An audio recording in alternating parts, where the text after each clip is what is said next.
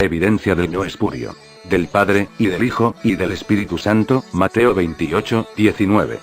Un día revisando el Facebook, vi que alguien colocó un extenso post sobre Mateo 28, 19, diciendo que las palabras Padre, y del Hijo, y del Espíritu Santo eran espurio y añadido por los católicos romanistas. Pero todo buen cristiano amante de la apología, no se traga cualquier cuento. He investigado a fondo la acusación de estas personas, y realmente me he encontrado con evidencias, fuentes muy distintas a lo que dicen ellos, por ello iremos refutando poco a poco los argumentos que utilizan para desacreditar las sagradas palabras del Padre, y del Hijo y del Espíritu Santo. Hay sí, mucha controversia acerca de ese pasaje, muchas personas por ignorancia, por influencia judía, unificitarios, u de otras religiones, atacan ese pasaje sin realmente investigar a fondo, ver si lo que dicen o han copiado es realmente cierto y veraz.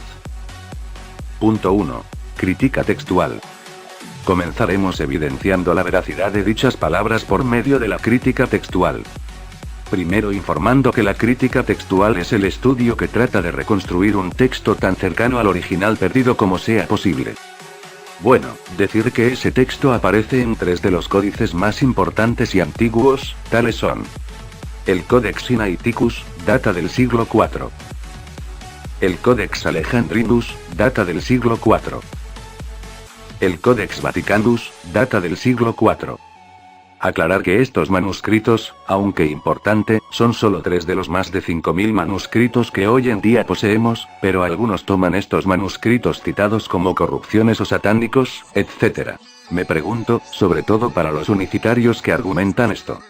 ¿Sabrán ellos que Hechos 2:38 aparece también en esos códices y que no hay un manuscrito más antiguo que esos códices que tenga ese verso? Pues para información a los que son unicitarios y llaman espurio a Mateo 28, 19. Hechos 2:38, texto favorito para ellos, aparece igualmente en esos códices, y no hay manuscrito más antiguo que tales códices que se cita, donde aparezca ese texto. Entonces, si toman a Mateo 28, 19 como espurio, están tomando enfáticamente Hechos 2:38 igualmente, porque no habría evidencia de un manuscrito antiguo, del siglo I-IV, que tuviese ese texto. Nota. Hechos 2:38, solo aparece en un papiro en el P74, y este data en el año aprox 650, no aparece en papiros como P127, año 350, P38, año 300, P48, año 250, P91, año 250, P8, año 350, P29, año 250. Acá una comparación entre Mateo 28, 19 y Hechos 2:38, en cuanto al aparato crítico. Punto 2. Refutando sobre el mal entendimiento del Codex Sinaiticus. Al principio dije que encontré un post que atacaba ese texto, y en ello encontramos la evidencia de la ignorancia de la persona que hizo ese post. El autor de tal artículo, tranquilamente dice que el Códice Sinaiticus omite la palabra espíritu, y ásperamente dice que es una descarada estafa la adulteración del verso por parte de la Iglesia Católica Romana, y coloca una imagen tratando de mostrar así que tal palabra no está. Esta persona ignorantemente argumenta que pensamos que agio es traducido o abarca las palabras Espíritu Santo, agio neumatos, incluso llega a colocar el número strong para que vean que neumatos es otra palabra que supuestamente no aparece en el códex. Pero, oh sorpresa. En parte de la imagen que él coloca como verdad podemos ver que realmente la palabra espíritu está, fijas en la imagen. En lo contorneado de amarillo, la palabra espíritu está abreviada como Pinus Sigma, y en la página del Codex Sinaiticus lo vemos. Si se fijan en el lado derecho, aparece una transcripción, contorneado de amarillo, del códice. En dicha transcripción aparece agio. Agio es santo, pero no se dan cuenta que el texto sí dice espíritu, solo que se encuentra abreviado como PVS.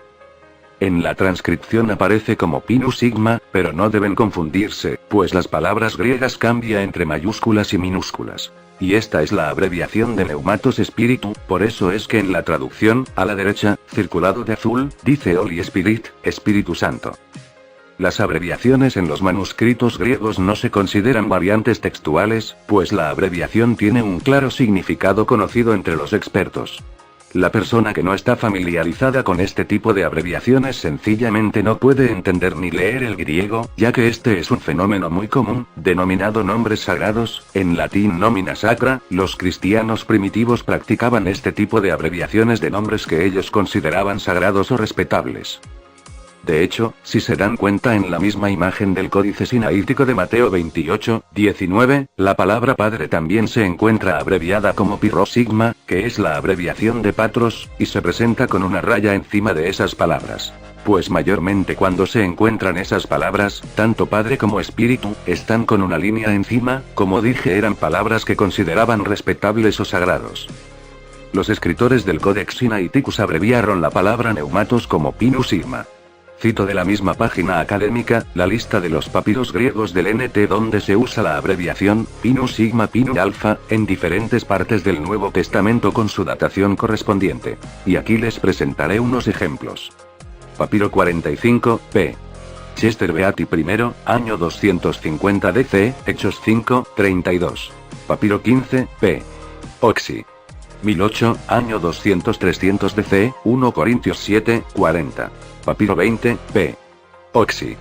1171, año 200-250 DC, Santiago 2, 26. Papiro 38, p. Mich. Inf.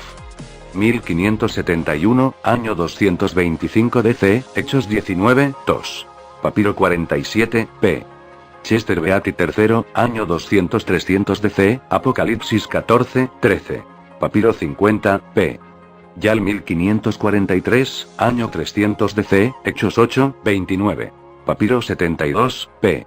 Bogmer VII en octavo, año 200-300 DC, 1 Pedro 1, 2. Muchos otros papiros tienen la abreviación PRC que corresponde a Patros. Papiro 22, p. Oxy. 1228, año 200-250 DC. Papiro 70, p. Oxy. 2384 más Sinf.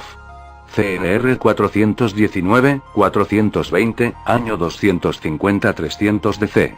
Mateo 11, 26. En resumen, lo que dijo sobre el Codex Sinaiticus, es mera ignorancia y falta de seria investigación. Punto 3. Versiones mesiánicas. Otro punto es acerca de las versiones mesiánicas, pues, muchos se influyen en las versiones como la Kadosh, Código Real, etc. Pero lastimosamente, esos son solo suposiciones, ya que no tenemos ningún manuscrito en hebreo del NT que sea antiguo y que no contengan dichas palabras, tales son solamente versiones sin fuentes. No confunda una versión con un manuscrito. La objeción de que tales palabras no está en esas versiones, son fáciles de refutar, por el hecho de falta de evidencia. Si quiere conocer más sobre las falacias del Código Real, Kadosh, etc., les invito a leer la página del Pastor Gadi, que estará en el link del vídeo. Cabe resaltar que hay versiones, entre comillas, judías mesiánicas, que tienen tal texto como lo leemos comúnmente. Brit Sharaza ortodoxa judía. Por tanto, id y haced talmidim de todas las naciones, dándoles una tevila en Mikveh Mayim Hashem, en el nombre de Jaaz, Jaben, y de Haruach HaKodesh. MH Dutillet. Así que vayan y enseñen a todos los Goyim, y sumérjanlos en el nombre del Padre, del Hijo y del Ruach HaKodesh. Punto 4. Traducciones tempranas. Tenemos la evidencia también de traducciones que son de datación temprana como el Diacesaron, data aprox. Siglo II. Copto-saídico, data aprox. Siglo II. Copto-boídico, data aprox. Siglo II. Esita, siglo IV. Punto número 5. Enciclopedias, libros. En este punto, veremos cómo muchos de ellos descontextualizan las enciclopedias, libros, y algunos eruditos, la página que se ha estado refutando como estas. Estas copian y pegan lo que encuentran por ahí, mas no investigan si es cierto o no. Miremos cómo citan el libro de Ratzinger. Bueno, tal libro habla que la forma bautismal que se toma de las palabras del resucitado, citando MT 28, 19, y no dice o alude a lo que ellos escriben, pues, añadieron partes que el libro no menciona, o bien, han copiado mal. Les doy los párrafos para que ustedes mismos lean qué es lo que dice en ese mismo libro, y saquen sus conclusiones. Con respecto sobre comentario del Nuevo Testamento de Tyndale, ellos nos dicen: cabe decir que lo que citan, no es algún escrito de William Tyndale, sino una serie de comentarios que lleva su nombre. La obra que citan es escrito por R. T. France, quien fue un erudito del Nuevo Testamento y clérigo anglicano, director de Wycliffe Hall Oxford. La página que citan de su comentario, no dice absolutamente nada como ellos lo citan, véanlo ustedes mismos. Y en cuanto a su comentario sobre MT 28:19, nos dice: traduciéndolo, diría: lo que el comentarista indica, es que no era una fórmula establecida, mas no el texto en sí. Él mismo habla del texto como verídico. Igualmente pasa con un libro llamado Catecismo Vaticano II que ellos citan, tratando de tomarlo como evidencia para mostrar que los mismos católicos afirman que dicho texto fue añadido, pero esta no es más que una tremenda tergiversación de esta, puesto que el libro en la página que citan, 164-166, no dice, ni alude que el texto sea añadido, sino que simplemente se convirtió en práctica. El contexto de dicho libro habla sobre la fórmula bautismal usada en el bautismo, mas no si hay algún texto añadido. Sobre la Enciclopedia Católica, ellos nos dicen: y buscando, no encontré lo que ellos dicen, sino muy lo contrario, pues en todo el escrito, avala dicho texto como verídico. Sobre la Enciclopedia Schaeffer-Zog, ellos nos dicen: acá sí nos cita como está, pero más adelante nos dice. Citan la Enciclopedia Estándar Internacional de la Biblia. Pero al citar dicha enciclopedia, es como dice el dicho: el que al cielo escupe, en la cara le cabe. Puesto que esas palabras son citadas de otra persona, miremos lo que dice realmente dicho libro. Traducida al español diría algo así: citan a Tomar Burr. Pero al parecer, no saben quién fue realmente. Aunque fue un reconocido estudioso, creía que el judaísmo y el cristianismo eran religiones basados en la religión egipcia, y que Jesús era un mito o alguien mitológico.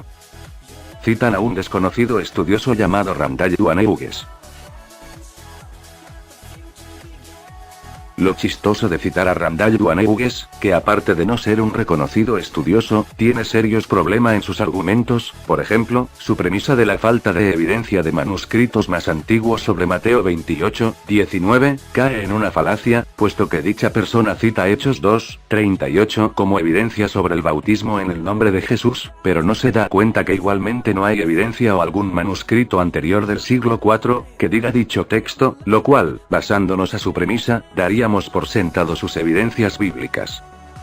En cuanto a la Enciclopedia Británica, ellos dicen: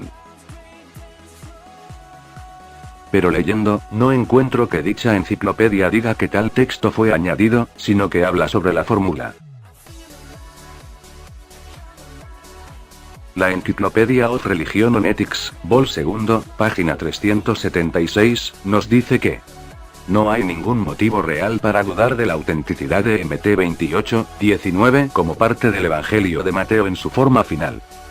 Y bueno, vemos que en tales páginas, las que he citado al principio de esta sección, la mayoría de lo que citan, no afirman que MT 28:19 haya sido añadido. Lo que explican, es acerca de la fórmula usada en el bautismo.